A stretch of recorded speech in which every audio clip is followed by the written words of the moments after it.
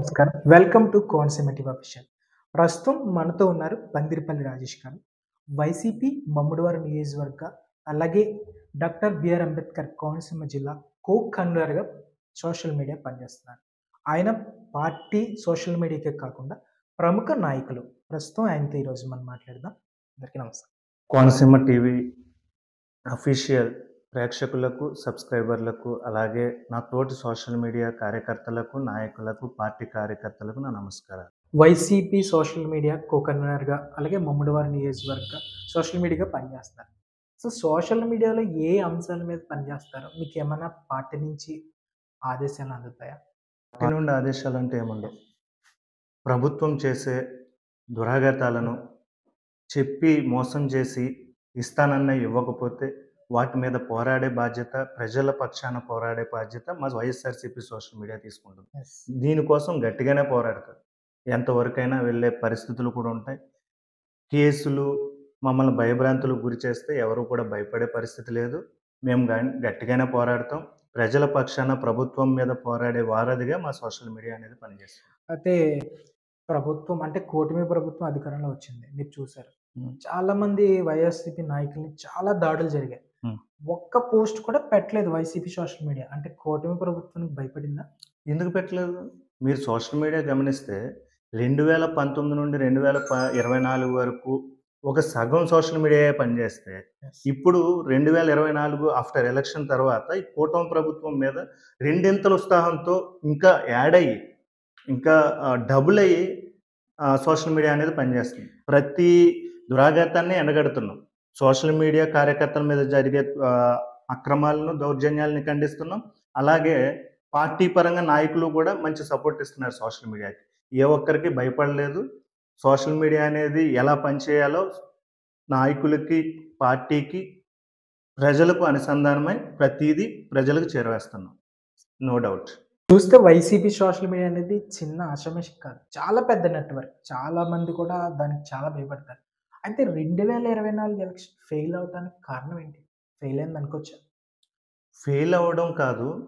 అక్కడ జరిగిందేంటంటే 2014 నుండి 2019 వరకు చాలామంది విద్యార్థులే గానీ, మంచి ఉన్నతమైన స్థానంలో ఉన్న వాళ్ళే గానీ, చాలా కష్టపడి జగనన్న మీద ప్రేమతో జగనన్నని ఇబ్బంది పెట్టారు.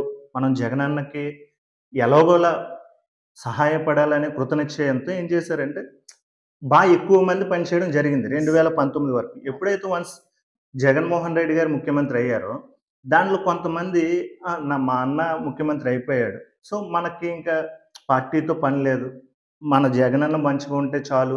నెక్స్ట్ ఎలా అయినా జగనన్న ఐడియాలజీతో జగనన్న మంచి చేసి ప్రజలకి తద్వారా ఒక 30 ఏళ్ల వరకు జగనన్నకి ఎటువంటి ఇబ్బంది లేదు అనే ఒక ఒపీనియన్‌తో చాలామంది వాళ్ళ పనుల్లో బిజీ అయిపోయారు. ఆఫ్టర్ 2019 నుండి 2024 చూసుకుంటే చేసింది కూడా చెప్పుకోలేని పరిస్థితికి వచ్చేసింది. కొంతమంది మంచి సోషల్ మీడియా ఇన్‌ఫ్లుయెన్సర్స్ కూడా ట్రోలింగ్ మీద ఆధారపడ్డారు తప్ప, ప్రభుత్వం ఏం చేసింది, ప్రభుత్వం ఇంత మంచి చేసిందనే దాంట్లో కూడా చెప్పుకోవడంలో ఫెయిల్ అయ్యాం. కానీ మేము ఈ సోషల్ మీడియా ఎవరు డబ్బులిస్తేనో, ఎవరు మెయింటైన్ అయ్యే social media YSRCP social media అయితే కాదు. ఆ సోషల్ మీడియాకి డబ్బులు ఇవ్వడం వల్ల వచ్చే బెనిఫిట్ చాలా తక్కువ. ఎవరికి కూడా ఒక్క రూపాయి డబ్బులు అందవు. అంటే జగన్ గారి కోసం సొంతంగా వస్తారా? ఆయన కోసం ప్రాణంగా చాలా మంది పేటీఎం బ్యాచ్ అంటారు. అలాగే డబ్బు కోసమే ఆన్‌లైన్‌లో వేసే మెతుకుల కోసం పనిచేస్తానంటారా? కాదంటారా సోషల్ మీడియా? సార్ ఒక మాట, నిజంగా మాకు పేటీఎంలో డబ్బులు పడుతున్నాయి, మేము డబ్బులు తీసుకుని బతుకుతున్నాము అంటే మేము సంకర జాతికి సంబంధించిన వాళ్ళం. నిజంగా మాకు ఏ డబ్బులు పడట్లేదు. మేము ప్రభుత్వం అన్ని దాడులు చేస్తుంటే అసలు సోషల్ మీడియాలో ఏమైపోయారు? అంటే కూటమి ప్రభుత్వానికి భయపడిపోయారా? భయపడి ఎక్కడ ఉన్నారండి. ఈరోజు మేము గట్టిగా నిలబడ్డాం కాబట్టే ఈరోజు నిన్నటితో పోలిస్తే ఈ రోజుకి 70 కేసులు మా సోషల్ మీడియా మీద పెట్టడం జరుగుతుంది. 70 కేసులు. అంటే సోషల్ మీడియా గట్టిగా నిలబడింది కాబట్టే మా మీద కేసులు పెట్టగలుగుతున్నారు. లేదు మేము వాళ్ళకి భయపడి ఉంటే మా మీద ఎందుకు కేసులు పెడతారు? వీళ్ళు సైలెంట్ అయిపోయారు కదా, సో వీళ్ళని ఎలాగ వదిలేస్తే వీళ్ళు సైలెంట్‌గానే ఉంటారు అనే ఉద్దేశంతో వాళ్ళు కేసులు పెట్టకుండా ఉండేది. ఇప్పుడు ఏ జిల్లా చూసినా ప్రతి జిల్లాలోనూ ఒక సోషల్ మీడియా కార్యకర్తను అరెస్ట్ చేసి వాళ్ళ మీద అన్యాయంగా అక్రమ కేసులు బనాయించడం జరుగుతుంది. కానీ ఎన్ని కేసులు పెట్టినా భయపడేది లేదు, జడిచేది లేదు. జగనన్న కోసమే ఈ ప్రయాణం. జగనన్న ఉన్నంత వరకు మేముంటాం. ఈ పార్టీ కోసం ఎల్లవేళలా ఓకే. కష్టపడుతూనే ఉంటాం. అయితే 2024 ఎలక్షన్‌లో మీరు ఫెయిల్ అవ్వలేదు. అవ్వలేదు. అవ్వలేదు. అవ్వలేదు. ఏ విధంగా మరి రిజల్ట్ ఎలా వచ్చింది? రిజల్ట్ అంటే మాయ మాటలు చెప్పి, సూపర్ 6 అనే మాయ యెస్. మాటలు యెస్. చెప్పి, వాళ్ళు ఈ ల్యాండ్ టైటిలింగ్ అనే మాయ మాటలు చెప్పి, జనాలకు ఉన్నవి లేనివి చెప్పి అధికారంలోకి రావడం, అలాగే పవన్ కళ్యాణ్ గారు అనే ఎఫెక్ట్ ఒకటి తగలడం తప్ప సోషల్ మీడియా ఏ విధంగానూ కూడా ఫెయిల్యూర్ అవ్వలేదు. ఉన్నది చెప్పుకోవడంలో కొంచెం ఫెయిల్యూర్ అయ్యాం. దానికి కూడా ఫస్ట్ నేను కారణం చెప్పాను. చేసింది చెప్పుకోలేకపోయాం. కానీ ఎక్కడ కూడా జగనన్నను విడవలేదు. ఇప్పుడు 2024 తర్వాత ఎప్పుడైతే జగన్ గారు ఇబ్బందుల్లో ఉన్నారు అంటే ఆ సోషల్ మీడియా మళ్ళీ రీబౌన్స్ అయ్యి వెనక్కొచ్చి జగన్ గారి కోసమే పనిచేస్తుంది. వెనక్కొచ్చింది అనుకోవాలి. వెనక్కొచ్చింది. సోషల్ మీడియా వైసీపీ ఇప్పుడు సోషల్ మీడియా వెనక్కొచ్చింది. ఫుల్ రైజింగ్‌లో ఉంది రైజింగ్‌లో ఉంది. YCP social media. ఇప్పుడు ఒకప్పుడు దేశంలో చూసుకుంటే భారతీయ జనతా పార్టీ తర్వాత సోషల్ మీడియాలో వైఎస్ఆర్ కాంగ్రెస్ పార్టీకి ఎక్కువ సోషల్ మీడియా ఇన్‌ఫ్లుయెన్సర్స్ ఉండేవాళ్ళు. ఇప్పుడు 2019 నుండి 2024కి అది కొంచెం తగ్గిన మాట వాస్తవం. కానీ ఈ 2024 ఆఫ్టర్ ఎలక్షన్ తర్వాత ఎప్పుడైతే మళ్ళీ జగన్ గారు ఇబ్బందుల్లో ఉన్నారు, జగన్‌ని టార్గెట్ చేస్తున్నారని సోషల్ మీడియా వల్ల భావించారో మళ్ళీ బౌన్స్ బ్యాక్ అయ్యారు. ఎవరు వాళ్ళు వాళ్ళ పనులు చేసుకుంటేనే సోషల్ మీడియా కూడా కొంత టైంని కేటాయిస్తున్నారు. కూటమి ప్రభుత్వం వచ్చాక వరుస అత్యాచారాలు. హ్మ్. అంటే స్త్రీకి రక్షణ లేకుండా పోయింది. అటు పవన్ కళ్యాణ్ గారు అయితే, హోమ్ మినిస్టర్ గారు అయితే, అసలు సీఎం గారు అయితే అలా చూస్తున్నారు. అంటే మీ వైసీపీ సోషల్ మీడియా ద్వారా ఒక్క పోస్ట్ అయినా వచ్చిందా? వస్తూనే ఉన్నాయి కదండి. అసలు 30,000 మంది ఆడపిల్లలు హ్యూమన్ ట్రాఫికింగ్ గురయ్యారని మాట్లాడిన పవన్ కళ్యాణ్ గారి ప్రభుత్వ హయాంలో ఇన్ని అత్యాచారాలు ఆడవాళ్ళ మీద జరగడం చాలా దురదృష్టకరం.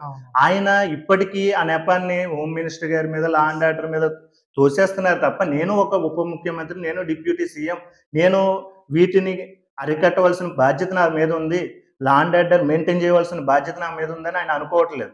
ఎప్పుడు కూడా పక్కవారి మీద బురద జల్లడానికే చూస్తున్నారు కానీ నా మీద బాధ్యత ఉంది, ప్రజలు నన్ను గెలిపించారనే ఎటువంటి అర్హత కూడా బాధ్యత కూడా ఆయన మీద లేనట్టు కనబడుతుంది.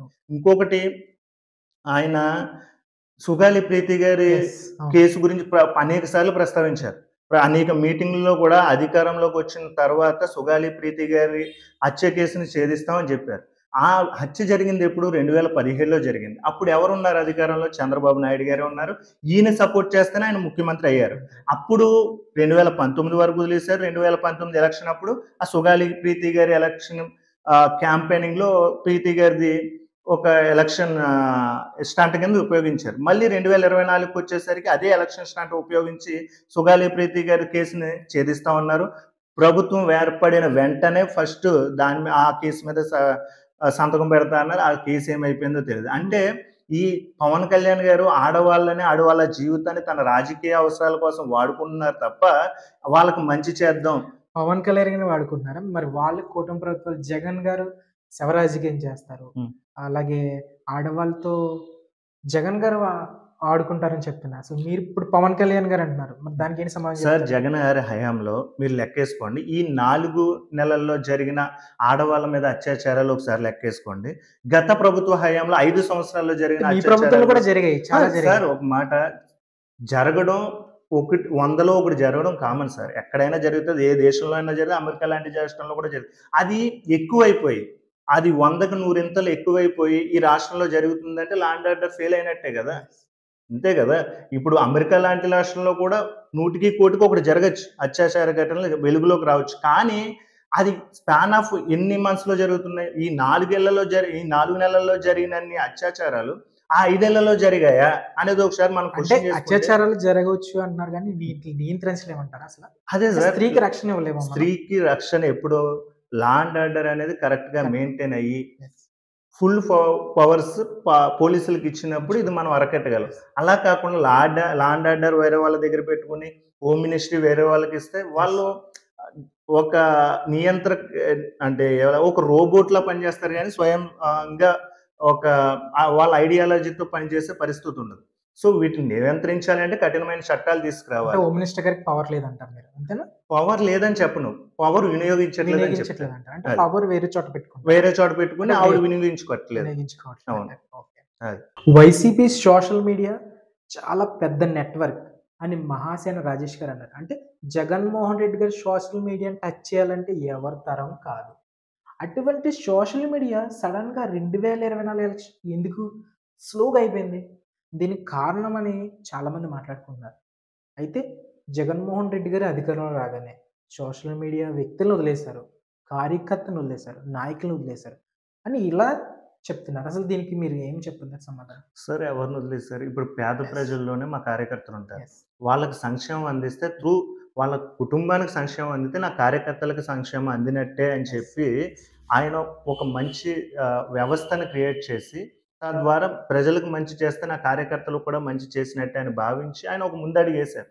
ఈలోపు ఈ ల్యాండ్ టైటిలింగ్ ఇవి అని ఆ! చెప్పి వాళ్ళు మాయమాటలు చెప్పి గెలిచారు తప్ప జనాలకు మంచి చేసి అంటే మేము జనాలకు మంచి చేస్తామని చెప్పి గెలవలేదు. అంటే కార్యకర్తలను వదిలేయలేదా?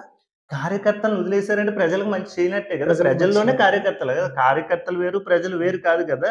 కార్యకర్తలకి చంద్రబాబు నాయుడు గారు తెలుగుదేశం పార్టీలాగా ఇసుక రీచుల్లోను, మద్యం షాపుల్లోను దోచిపెట్టేస్తే మీకు మాకు తేడా ఏముంది? అంటే ఇప్పుడు హ్మ్. చూస్తే మీరు కూటమి ప్రభుత్వం ఉంది. హ్మ్. ఏదైనా కార్యకర్తలకి చేస్తారు. అవును. ఎవరైనా ఏ పార్టీకైనా కార్యకర్తలు సొంత వాళ్ళుంటారు. అవును. ఫస్ట్ వాళ్ళకి చేస్తారు. అవును. జగన్మోహన్ రెడ్డి గారు అలా కాదు. పార్టీ చూడడం, మతం చూడడం, కులం చూడడం అన్నారు. అవును. అయితే మరి మీ పార్టీని నమ్ముకుని త్యాగం చేసి చాలా మంది కార్యకర్తలు నష్టపోయారు కదా! అవును. మరి వాళ్ళు నిజంగా వదిలేసినట్టే కదా! కాదు సార్. ఇప్పుడు 2010లో వైఎస్ఆర్‌సీపీ పార్టీ పెట్టినప్పుడు మేము స్వచ్ఛందంగా జగన్ గారి కోసం పనిచేసింది దేనికోసం? ఈ కలుషితమైన పాలిటిక్స్‌లో జగన్ ఆయన ఒక మంచి మార్పు తీసుకొస్తాడని కదే మేము ముందుకొచ్చి ఆయన కోసం పోరాడుతుంది మేమైనా, ఇంకా ఎంతోమంది నాయకులైనా, కార్యకర్తలైనా. సో, అలాంటి ఆయనొచ్చి ఈయనకిలాగే చేస్తే కార్యకర్తలకు దోచిపెట్టేసి జనాల సొమ్ముని దోచేస్తే ఆయనకి, ఈయనకి తేడా ఏముంది? వాస్తవంగా చెప్పాలంటే నమ్ముకున్న నాయకులను కూడా చాలా నష్టపోయారు కదా! సార్ నష్టపోయారు అంటే అధికారంలో రాగానే ఆర్థికంగా కొంచెం ఇబ్బంది పడిన మాట వాస్తవమే కానీ, ఇది సార్ ఒక మార్పు తీసుకొద్దాం అనుకున్నప్పుడు యెస్. వ్యవస్థలో అది అయితే ఫెయిల్యూర్ అవుద్ది. అయితే గ్రాండ్ సక్సెస్ అవుద్ది. సక్సెస్ ఈసారి ఫెయిల్యూర్ అయ్యాం. కానీ జనాలకు మంచి చేయడం మాత్రం జగన్ అనే ఆయన మానడు. కానీ మాట. కార్యకర్తల్ని కూడా సముచిత స్థానంతో గౌరవించుకుంటాడు అని చెప్పి పేరు నాని గారు కూడా చెప్పడం జరిగింది. సో, కార్యకర్తల విషయంలో ఇబ్బంది జరిగిన మాట వాస్తవం. కానీ నెక్స్ట్ జగన్ ఆయన వయసు చూస్తే 40 ప్లస్సే కాబట్టి ఆయన రాజకీయ జీవితం చంద్రబాబు నాయుడు గారితో పోలిస్తే చాలా ఉంది. ఈ టర్మ్ కాకపోతే నెక్స్ట్ టైమ్ వస్తారు. ప్రతి కార్యకర్తకి న్యాయం చేసి ఆయన తీరుతారు. చేస్తారైతే. అంతే. నిరుద్యోగభృతి అన్నారు. హ్మ్. సూపర్ 6లో హామీలు మీకు తెలుసు. అవును. రైతు భరోసా అన్నారు. అవును. ఇవన్నీ ఏమైనట్టు అసలు? నిజంగా జగన్మోహన్ రెడ్డి గారే ఉండుంటే బడికెళ్ళే ప్రతి పిల్లకి అమ్మఒడొచ్చేది. యెస్. వేట నిషేధ వల్ల మత్స్యకార ఆగిపోయిన భరోసా. మత్స్యకారులకు మత్స్యకార భరోసా వచ్చేది. వేట నిషేధ భృతి వచ్చేది. వచ్చేది. రైతులకు రైతు భరోసా వచ్చేది. ఆ! చేనేతకారులకు చేనేతకు సంబంధించిన స్కీమ్ వచ్చేది. ఇలా ప్రతి వర్గాన్ని జగన్మోహన్ రెడ్డి గారు ఆ రోజు సంక్షేమం ద్వారా ఆదుకున్నారు. ఇప్పటి పరిస్థితులు చూస్తే చెప్పిన 6 పథకాల్లో 2 పథకాలు మేము అమలు చేసుకుంటున్నామని చెప్తున్న ఈ కూటమి ప్రభుత్వం దీపం ఆహ్, దీపం 2 దీపం అని 2 నామకరణం అనే చేశారు. పథకంలో అప్పుడే ఫెయిల్యూర్ అయినట్టే ఫెయిల్యూర్ కనపడుతుంది. అయినట్టే ఇప్పుడు చెప్పిన కనపడుతుంది. దాని ప్రకారం. ఆహ్, నా 1,8,00,000 మంది అర్హులు మాత్రమే ఉన్నారని పవన్ కళ్యాణ్ గారి మాటలు తీసుకున్నా, ఈనాడు పత్రికలో వచ్చిన 1,48,00,000 మంది అర్హులు ఉన్నారనే దాన్ని తీసుకున్నా, ఇక్కడే ఫెయిల్యూర్ అయిందని చెప్పి మనకు అర్థమవుతుంది. అవ్వాతాతలకు ఇచ్చే పెన్షన్ విషయంలో వాళ్ళు కొంచెం ముందడుగు వేసినా, ఒక 2 నెలలు, 3 నెలలు బాగానే ఇచ్చినా, తర్వాత నెల నుండి ఈ నెల మొన్న యెస్. నవంబర్ 1 చూసుకుంటే అవ్వాతాతలు పడిగాపులు కావాల్సిన పరిస్థితి 1 తారీఖు, 2 తారీఖు, 3 తారీఖు కూడా ఆ సచివాలయ ఒక్క విషయం చుట్టూను ఎంతవరకు వాస్తవం? పెన్షన్ ఇవ్వాలంటే కూటమి ప్రభుత్వానికి ఎవరికైనా కొత్త పెన్షన్స్, వీడియో పెన్షన్స్ గాని రాయటం అంటే వాళ్ళ ఇంట్లోకెళ్ళి చాలా నిజంగా ఒక స్త్రీ, యవ్వన స్త్రీ వీడియో పెన్షన్ రాయాలంటే హ్మ్. చాలా దారుణమైన మాట ఇది. ఇది అవును. ఎంతవరకు వాస్తవం? వాళ్ళు చేత పనులు చేయించుకుని పర్సనల్‌గా కోరికలు తీర్చుకోవడం. ఇలా అదే జగన్ గారైతే ఒక వాలంటీర్ చేత సచివాలయం వ్యవస్థ పెట్టి పెన్షన్ ఎవరైతే అర్హులు ఉన్నారో వీళ్ళు వాళ్ళని చూడలేదు. ఇది ఎంతవరకు వాస్తవం అసలు? సార్ ఈ మాట వైసీపీ సోషల్ మీడియానో, వైసీపీ పార్టీనో చెబుతున్న మాట కాదు.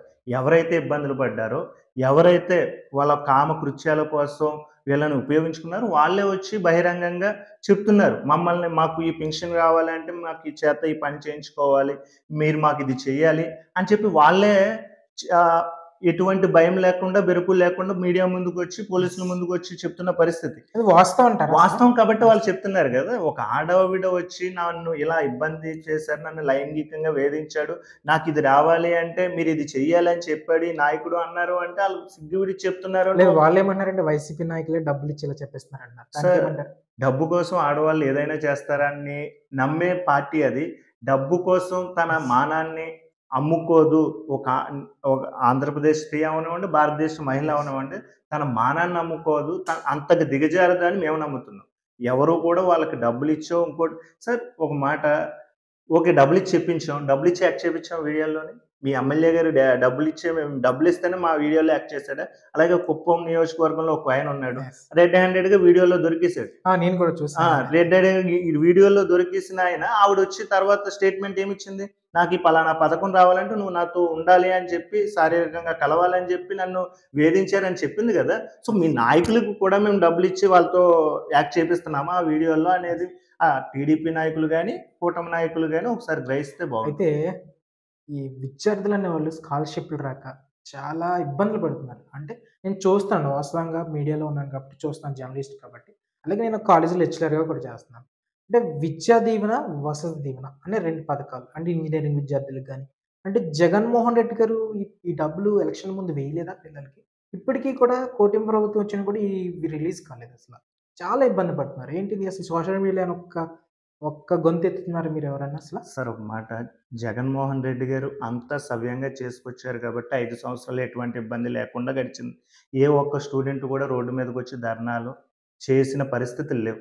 2019లో కూడా వాళ్ళ బకాయిలు పెట్టుపోతే అదే కాలేజీలకి ఫీజు రియంబర్స్‌మెంట్ జగన్ గారు చెల్లించారు.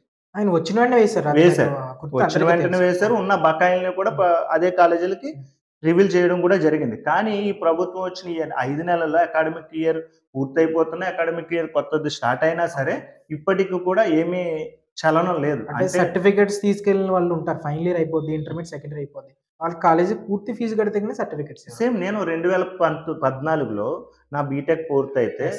నేను బయటకొచ్చేసరికి చంద్రబాబు నాయుడు గారు ముఖ్యమంత్రి కింద ఉన్నారు 2014లో. నేను ఫీజు రియంబర్స్‌మెంట్ కట్టలేదని నా సర్టిఫికేట్స్ 1 ఇయర్ ఆగిపోయాయి. Yes. సో, నా ఆర్థిక స్తోమత సరిపోక నేను కాలేజీకి ఫీజు కట్టలేకపోయా. ఒకవేళ నేను కట్టుంటే నా సర్టిఫికేట్ ఇచ్చారు. కానీ ఫీజు రియంబర్స్‌మెంట్ రాలేదు కాబట్టి నా సర్టిఫికేట్లు ఆగిపోయి 1 ఇయర్ నా జాబు చేసుకోవడానికి కూడా వీలు లేకుండా పోయింది సర్టిఫికేట్ లేకపోవడం వల్ల. అవును. సో, ఈ పరిస్థితి ఇప్పుడే కాదు 2014లో కూడా ఎదురైంది. కానీ 2019 నుండి 2024 మటుకు ఎటువంటి ఇబ్బంది లేకుండా పిల్లల్ని కంటి రెప్పలాగా అమ్మఒడిచ్చి, విద్యా దీవెనిచ్చి స్కూల్ స్ట్రెంగ్త్‌ని కూడా పెంచారు. అభివృద్ధి చేసి చేశారు. నాడు నేడు కింద స్కూల్స్‌ని వసతి సకల సౌకర్యాలని కూడా జగన్మోహన్ రెడ్డి గారు అక్కడ కల్పించడం జరిగింది. ఇప్పుడు నిన్న పిఠాపురం పర్యటనలో పవన్ కళ్యాణ్ గారు అదే స్కూల్‌కెళ్ళి అని చెప్తున్నారు. ఇది కార్పొరేట్ స్కూల్‌కి తలదన్నేలా ఉంది. ప్రభుత్వ స్కూల్ అని అంటే జగన్ గారి అభివృద్ధి. జగన్ గారి అభివృద్ధి కల్లారా ఈ రోజు పవన్ కళ్యాణ్ గారు మనకు చూపిస్తున్నారు. అది సోషల్ మీడియా చూపించడంలో విఫలమైంది. మేము పార్టీ చెప్పుకోవడంలో విఫలమైంది. ఈ రోజు వీళ్ళ ప్రభుత్వం అధికారంలోకి వచ్చిన తర్వాత అది మా గొంతై వాళ్ళు చెప్తున్నారు తప్ప వాళ్ళు చేసింది ప్రస్తుతానికైతే ఏమీ లేదు. చేసేది కూడా ఏమీ లేదు. ఆ సూపర్ 6 పథకాలను అమలు చేస్తే సోషల్ మీడియా ద్వారా సూపర్ 6 పథకాలు ఇప్పించగలరా? Social media పోరాడుతుంది. ప్రజల కోసమే ప్రజా వారధిలా పోరాడతాం. వాళ్ళు చేస్తారు. చేయలేదా మళ్ళీ మా జగనన్న ప్రభుత్వం వస్తది. ప్రతి ఒక్కరికి సంక్షేమ పథకాలు అందుతాయి. ప్రతి ఇంటికి సంక్షేమ పథకం చేరుతుంది. డీబీటీ ఈసారి కూడా కులం మతం చూడండి అంటారా?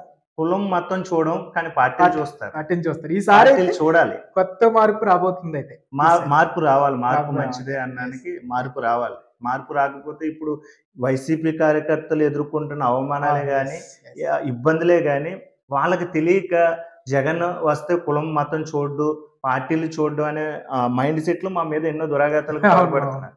కానీ జగన్ గారిలో కూడా మార్పు వచ్చి కులం చూడొద్దు, మతం చూడొద్దు, కానీ పార్టీ చూసి పార్టీ మనుషుల్ని చూసి చెయ్యాలని కోరుకుంటున్నాం. జగన్ గారి ప్రభుత్వంలో 2019 నుంచి 24 వరకు సంక్షేమం అంటే అభివృద్ధి కదా, అసలు అభివృద్ధి జరగలేదు. అసలు మీ ఉద్దేశం ఏంటి అసలు? అయితే 2024లో జగన్ గారు ఓడిపోతారని ఊహించారా? ఫస్ట్ అభివృద్ధి వేరు, సంక్షేమం వేరు అని మీరు అనుకుంటున్నారు. ఒక పేదవాడు పట్టెడు అన్నం ప్రశాంతంగా తింటున్నాడు అంటేనే పేదవాడికి వచ్చిన అభివృద్ధి అనుకోవచ్చు.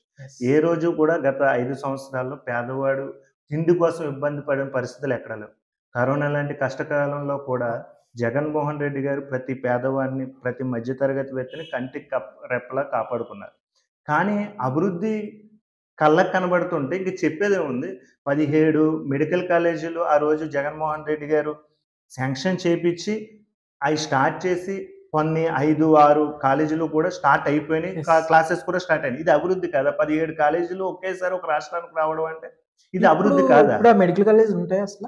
ఉంటాయా అంటే ఈ కూటమి ప్రభుత్వం వచ్చిన తర్వాత ఈ ఇన్‌ఫ్రాస్ట్రక్చర్ బాలేదు అని చెప్పి కొన్ని కాలేజీలకి వాటికి అన్ని అర్హతలు ఉన్నా కూడా సీట్లు కేటాయించడంలో సెంట్రల్ గవర్నమెంట్‌కి ఇవ్వాల్సిన ఇన్ఫర్మేషన్ ఇవ్వక సీట్లు ఆగిపోయాయన్న మాట వాస్తవం. యెస్. సో, దానివల్ల ఎంతోమంది వైద్య విద్య చదువుదాం అనుకున్న ఎంతోమంది పేద విద్యార్థులు ఇబ్బంది పడుతున్నారు. కానీ జగన్మోహన్ రెడ్డి గారు ప్రతి పేద విద్యార్థికి మెడికల్ కాలేజీ విద్య అందాలి అని చెప్పి మంచి ఉద్దేశంతో తలపెట్టిన ఒక కార్యక్రమాన్ని వీళ్ళు నిర్వీర్యం చేశారు. అప్పుడు కూడా రాజశేఖర్ రెడ్డి గారు ఫీజు రీయింబర్స్‌మెంట్ ఇచ్చి ఎంతోమంది నాలాంటి పేద విద్యార్థులను కూడా డిగ్రీలు, బీటెక్‌లు, ఎంటెక్‌లు చదివించిన దాఖలాలున్నాయి. అలాగే జగన్మోహన్ రెడ్డి గారు కూడా మంచి విద్య, మంచి ఆరోగ్యం, అలాగే ఆరోగ్యానికి సంబంధించిన విద్య చదువులు పేదవాడికి అందాలి అనుకుని తప్పించారు. కానీ ఈ కూటమి ప్రభుత్వం వాటిని నెగ్లెక్ట్ చేస్తుంది. మేము పోరాడతాం.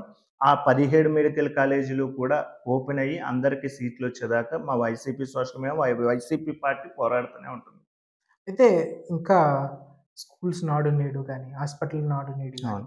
అలాగే పోర్టులు అభివృద్ధి చేశారు. అవును. మీరు చెప్పుకోవటంలో విఫలమయ్యారా? అంటే మీడియాకి దూరంగా ఉండి మీ అభివృద్ధిని అంటే ఒక పక్క సంక్షేమం ఇస్తూ అభివృద్ధి చేస్తున్నా కూడా మీరు ఎందులో విఫలమయ్యారు? అంటే చెప్పుకోవడంలో, చూపించడంలో విఫలమైపోయారా? సార్ ఇప్పుడు దీపం పథకం ఇస్తుంటే అక్కడికెళ్ళి టీ కాయడం, ఆ పబ్లిసిటీ స్టంట్స్ మాకు రావు.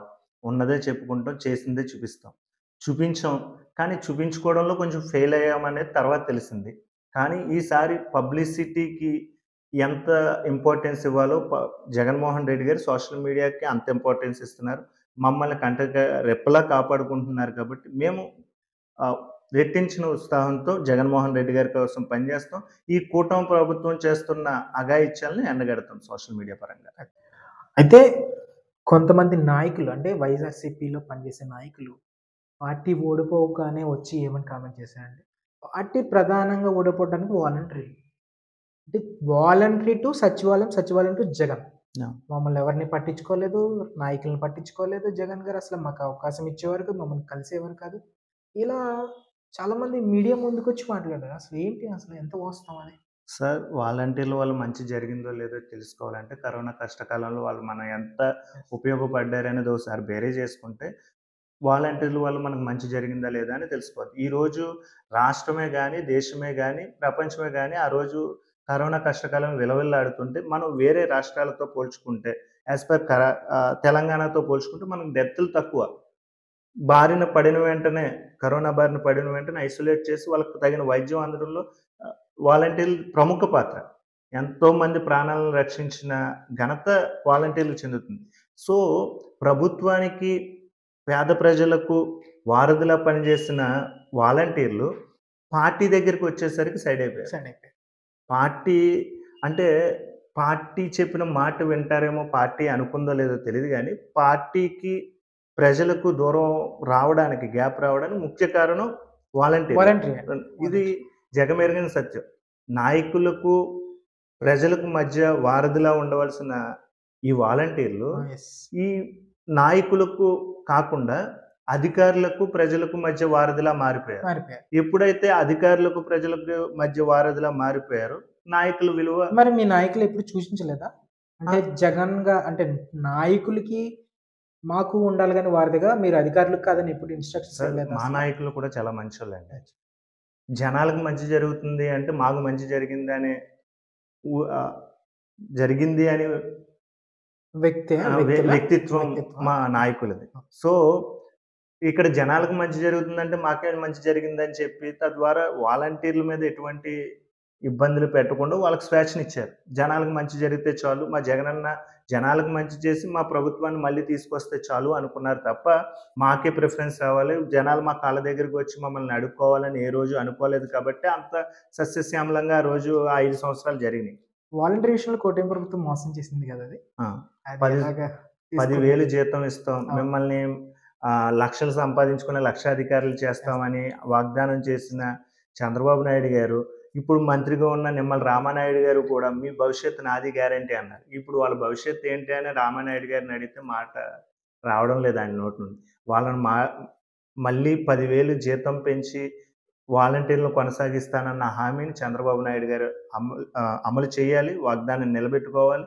వాలంటీర్‌లకి న్యాయం చేయాలని న్యాయం మేము చేయాలి. గట్టిగా డిమాండ్ చేస్తున్నాం. కూటమి సోషల్ మీడియాకి ధాటికి వైసీపీ సోషల్ మీడియా కొట్టుకుపోయిందని ఊహాగానాలు వినిపిస్తున్నాయి. అసలు ఎంతవరకు వాస్తవం అది? సార్ కొట్టుకుపోవడం అంటూ ఏం లేదు.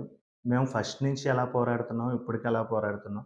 కానీ ముగ్గురొచ్చి కలిసేసరికి పవన్ కళ్యాణ్ గారి ఫ్యాన్ బేస్ ఆధారంగా చూసుకొని, అలాగే టీడీపీ వాళ్ళ సోషల్ మీడియా, అలాగే బీజేపీ వాళ్ళ సోషల్ మీడియా ఇలా అనేక ఈవెన్ కాంగ్రెస్ సోషల్ మీడియా కూడా ఆ రోజు కూటమి ప్రభుత్వం గురించే పనిచేసింది.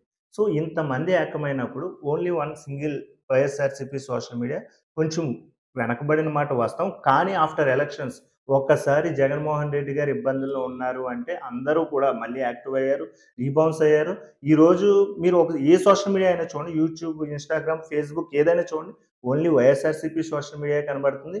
ఏ సోషల్ మీడియా, ఏ పార్టీకి సంబంధించిన సోషల్ మీడియా కూడా ఇప్పుడు కనబడే పరిస్థితి లేదు. ఈ దేశంలో గాని, రాష్ట్రంలో గాని ఏకఛత్రాధిపత్యం అంటారు కదా! అది only YCP YSRCP social media social మీడియాదే. సాధిస్తుందంటారా? కేవలం అభిమానంతోటే పనిచేసేది మాత్రమే వైఎస్ఆర్‌సీపీ సోషల్ మీడియా.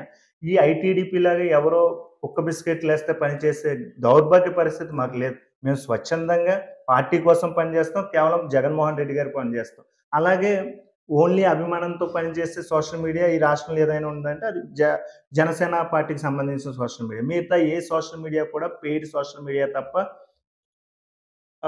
అభిమానంతో చేసే సోషల్ మీడియా ఏదీ లేదు. ఈ రాష్ట్రంలో కేవలం అభిమానంతో రన్ అయ్యే social media YSRCP social media, Janasena social media. ఈ జనసేన సోషల్ మీడియా వాళ్ళకి ఎప్పుడైతే యాడ్ అయిందో, బీజేపీ, ఈ కాంగ్రెస్ ఈ రాష్ట్రంలో ఎన్నైతే పార్టీలు ఉన్నాయో అన్నీ కలిసినప్పుడు ఆ సోషల్ మీడియా అందరూ ఏకమయ్యారు కాబట్టి ప్రభుత్వం మీద వ్యతిరేకత రప్పించడంలో కొంచెం వాళ్ళు సక్సెస్ అయ్యారు. కానీ మా పార్టీ సోషల్ మీడియా ఎప్పుడు వెనకంజ చేయదు. ఇప్పటికీ అదే రీతిలో రెట్టించిన ఉత్సాహంతో ఇప్పటికి పనిచేస్తుంది. ఇప్పుడు మీరు దేశంలోనే చూసుకుంటే అన్ని సోషల్ మీడియాలు ఇన్‌యాక్టివ్‌గానే ఉన్నాయి. ఏది యాక్టివ్‌గా లేదు. ఓన్లీ వైఎస్ఆర్‌సీపీ సోషల్ మీడియా మాత్రం ఎన్ని కేసులు పెట్టినా, రోజుకొక కేసు పెట్టి ఇబ్బందుల పాలు చేస్తున్నా కూడా జగన్మోహన్ రెడ్డి గారు వెనకే ఉండి ఈ కూటమి ప్రభుత్వ తప్పిదాలను, అకృత్యాలను, నేరాలను ప్రజలకు కళ్ళకు కట్టినట్టు చూపిస్తున్నారు. సార్ ఇంతవరకు కోనసీమ టీవీ అఫీషియల్‌తో ముచ్చటించినందుకు చాలా ధన్యవాదాలు సార్.